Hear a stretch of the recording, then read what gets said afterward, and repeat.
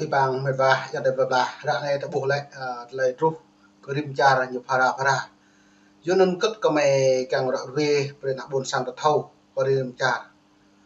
nó nè mong tru rim cha ring ka bu mo pha mo cha dang kong san Việt Nam lần cha nội như đi có cả bơ lẽ lần cha đi gà ta pom vậy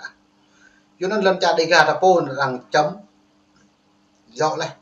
rằng cầm pakra hàng plei khao nằm nuôi cứ bính pol yuan rồi vậy này Bắc Nam hiếm bạch như chị lên tương bên lên tương lại này bên Campuchia có lại hiếm bạch như sụp đổ biện bạch như vậy giờ nó mày một sao video lọc mày cả này mày đi tát ban là mày về khoảng được buôn sang để thấy chế ta lại đung ở sập chơi radio free thưa được bạn buôn sang đi gà đặt xem trăng lên ta trăng lên ta thọc yên cờ đó vừa cất trả nhiệt lực một bạch như vậy chính việc mà buôn sang trả nhiệt lực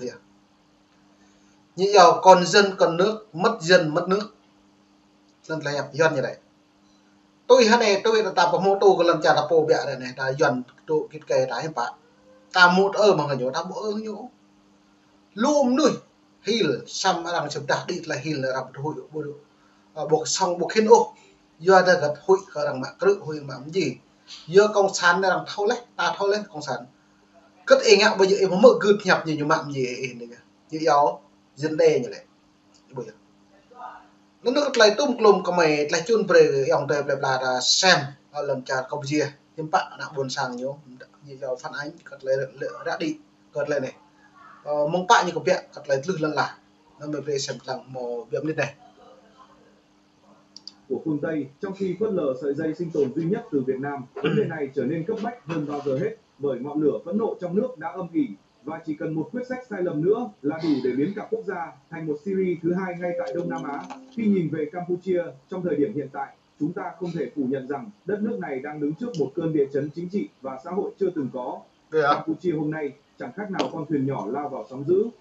Trước mặt là vực thẳm phụ thuộc và nguy cơ sụp đổ toàn diện. Sau lưng là ký ức của những lần được Việt Nam giang tay cứu vớt khỏi ác mộng diệt chủng nhưng luôn lật lọng phản bội. Câu hỏi nhức nhối đặt ra là nếu Campuchia cứ mải mê chạy theo những lời hứa ngọt ngào nhưng đầy cạm bẫy từ Trung Quốc hay phương Tây, liệu có ngày họ phải đối diện với cảnh mất đất, mất cả linh hồn dân tộc? Những hình ảnh tưởng chừng chỉ thấy trong các thước phim tài liệu về một quốc gia hỗn loạn giờ đây đang dần hiện hữu ngay tại thủ đô Phnom Penh. Sự phẫn nộ âm ỉ ngày một bùng phát, từ những nhóm công nhân mất việc đến những người nông dân thất thu, mùa màng bị ép giá, cả tầng lớp trí thức cũng lo sợ đất nước bị kéo lùi hàng chục năm phát triển. Tất cả những mảnh ghép ấy hòa vào nhau tạo thành một bức tranh u ám. Campuchia đang bước vào giai đoạn nguy hiểm nhất kể từ khi chế độ Khmer Đỏ sụp đổ. Nguyên nhân sâu xa không chỉ nằm ở kinh tế mà còn ở một lựa chọn chiến lược sai lầm chết người. Campuchia đã dốc hết niềm tin và vận mệnh vào các khoản vay và dự án hạ tầng khổng lồ từ Bắc Kinh. Hàng tỷ đô la đổ vào nhưng đi kèm theo đó là những khoản nợ chất chồng. Trong khi đó, phương Tây dù đưa ra những lời hứa hẹn nhưng lại gắn chặt với các điều kiện chính trị khắt khe, biến viện trợ thành một công cụ gây áp lực hơn là hỗ trợ thực tâm bị cô lập bởi phương Tây và trói buộc bởi Trung Quốc. Campuchia chẳng khác nào một con thuyền mắc cạn giữa dòng, bị sóng xô từ cả hai phía. Điều đáng sợ nhất là chính người dân của họ dường như đã bắt đầu cảm nhận rõ ràng nguy cơ ấy. Một đất nước không bao giờ có thể sụp đổ chỉ vì áp lực từ bên ngoài. Điều thực sự kéo nó xuống vực thẳm chính là những cơn sóng ngầm cuộn. Dựa theo là nước tạo bộ đại này hiện bạn rim chàn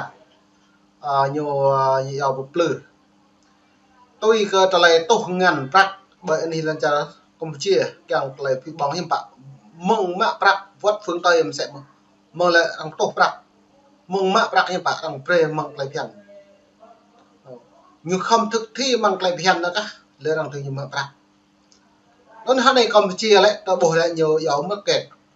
tụ đồn đặc ra xin đâu phương Tây làm mà xin đâu có Trung Quốc làm mà do gật tua cho nên là nhiệt độ sẽ nên ta lại rim trà ta bộ nhiều thực thi hoặc nhiều vậy nhiều thực thi rất nhiều hội của mạng rim trà hội có nhiều để dập lại phiền kẹo từ một ngày kia cày từ đây bộ kéo từ một ngày bạn ngăn nhiều bạc như là nhiều bỏng này như nên Trung Quốc hàng Campuchia hàng em bằng đồn vắt Việt Nam sẽ đất này Campuchia là tôi đã bộ dòng lịch sử là buồn sang nhà này rung bộ từ tầm nhà rẻ lại đom nước của Trung Quốc. Tôi như là cánh đào phố Nam của mình là như nghệ kiang tắm gì lệ phạt đầu tư dập tầm như xăm như bạn nghệ gặp tông dòng Trung Quốc bố rót vốn tắc bình môn Trung Quốc bố rót vốn tắc bao nhiêu mạng càng đầu tư trong đào cái nằm từ trục rồi này nó tụ ở trong cái nằm canh đào khu Nam nó lại hàng nghìn tỷ năm nhá tàu bình bạc Trung Quốc xong rồi bạn xong ra đây hiện tại Trung Quốc lần lần đồ cái lần như là bộ giặc bạc quỳ như tàu nữa chỉ nên Trung Quốc như ngừng hệ nhiều chưa hệ nó này nào buồn sang Campuchia này màu lút lại rủng vật mình mà công nhân công ty này thì lại giờ đình trệ rất là bạc kéo từ mạng mông lùng một mạng tầm như bạn nhớ hứa hẹn dập lấy còn lấy càng đi PR lấy mạng phọ này mà đạt lấy thầu này lấy đi xong tôi như mút làm như mạng phọ như bạn bộ mỏng sẽ lấy như bọn đâu lần đến Trung Quốc này gạt tình đồng là ba này lấy luôn này Brosa Việt Nam Brotua Trung Quốc Brotua của Campuchia một Lào nên Lào phải trả này một cái tình đồng là ba nước đông dương thì bạn bộ Lào cho nên tích trả này vô rất nhiệt lành luôn vừa đạt tới nhiều nó lại đội đèn đi chia giờ xoay vòng tròn được nhưng vừa cút mút cột lại làm sao mỡ rằng plơ đành tầm như vậy nên mình phải xem mỡ cột lại lên này và về nửa buổi sáng ngọc chia chào từ bên trong đây không còn là lời cảnh báo xa xôi, đó chính là bóng ma diệt vong đang lởn vởn trên bầu trời Phnom Penh. Một thùng thuốc súng chỉ chờ một tia lửa để phát nổ. Trong khoảnh khắc sinh tử ấy, Campuchia có dám quay đầu tìm về người láng giềng từng cứu mình thoát khỏi cơn ác mộng diệt chủng, hay sẽ khăng đây là còn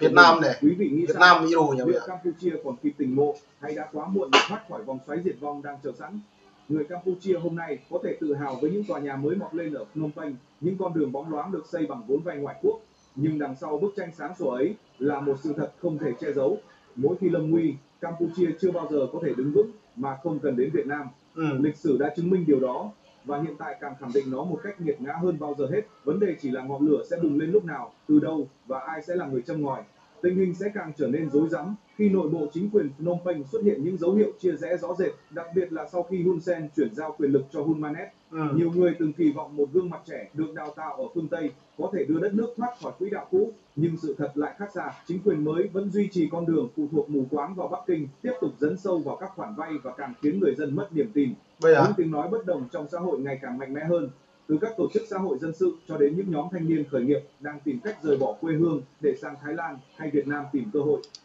Giờ nó đây là em nước nạo buồn sang có là đom nước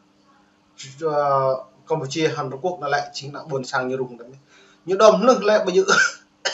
như mạ bạc cái bộ như mạ bạc là buồn sai mạ tôi chỉ mạ chè buồn sang gần kẻ đông thuế người dân nó mạ nó nhá nạo buồn sang nuôi Campuchia Hàn này là lu nịch thiệt đài hiểm bạ đã đợi vào Thái Lan lu thuộc vào Thái Lan đã đợi cả phương Tây đã đợi nếu tôi mạ cái tập bạn này lần chào Việt Nam kẹo một này thì nó rất là triện này pi bằng họ tôi Hun Sen hàng Homonet nó lại mời một bằng đương đã lo đi được bằng ở Việt Nam như dọc mẹ đó đừng xong Hun Sen tôi như Homonet những bốc tôi mà lại triện nó lại chính triện con sắn plơ Việt Nam plơ thì nhiều đôi bây giờ những euro chính nhiều trình nuôi bồi dược dày cơ không chia không có dày thằng nào buồn sang cái phụ nó mang hạ yêu khoa thì nhiều là này bây cái này không chia lầm một càng yêu hạ yêu khoa cái nó yêu hạ yêu khoa thì nhiều là bằng lịch lâu như môi chỉ lịch sử gặp lại Việt Nam hàng Campuchia như vậy